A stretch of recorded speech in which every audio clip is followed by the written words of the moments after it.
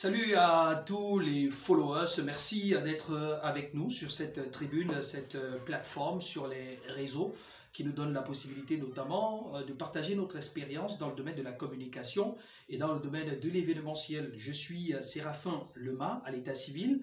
Séraph du Mike, c'est mon nom de scène. Je suis présentateur télé, animateur radio et par ailleurs maître de cérémonie, ayant plus d'une décennie d'expérience dans la présentation des événements corporate, des événements privés et des événements institutionnels. Alors aujourd'hui, nous allons évoquer une thématique qui, ma foi, est assez importante, une thématique qui se décline sous forme d'une interrogation.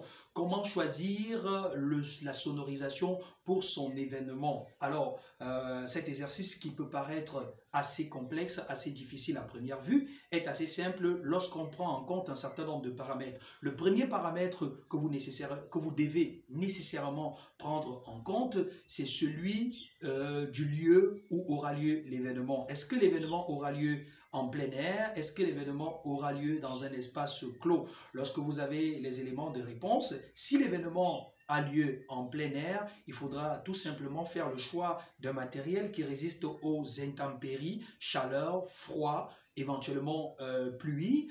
Pensez à vous équiper des câbles étanches pour votre sécurité et la sécurité des participants ou encore des invités à cet événement. Si l'événement a lieu dans un espace clos, il faudra descendre sur le terrain avec votre opérateur, votre prestataire en matière de sonorisation qui devra apprécier l'environnement dans lequel il va travailler, voir les dispositions envisagées également. C'est très important, c'est essentiel. Un autre aspect qui est non négligeable et qu'il faut prendre en compte, c'est les effectifs des invités et des participants. Lorsqu'on a cette information, cela permettra à votre prestataire d'adapter le dispositif à cet effectif pour pas que nous arrivions à cette situation où on a des effectifs assez réduits et nous avons un son dont l'intensité est assez forte. Cela pourra éventuellement créer un inconfort et avoir un impact considérable sur la qualité de votre événement. Il faudra notamment adapter la sonorisation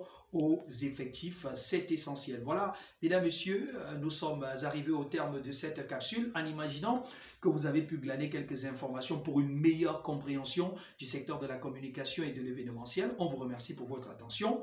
N'hésitez pas, faites le CTA, le call to the action, commentaire, partage, likez. Et si jamais vous souhaitez un accompagnement ou encore une présentation professionnelle de vos événements, prenez attache avec moi, avec nos équipes pour un accompagnement et un service personnalisé. N'hésitez surtout pas à composer les numéros de téléphone sur cette page et nous serons heureux de vous accueillir et de vous accompagner.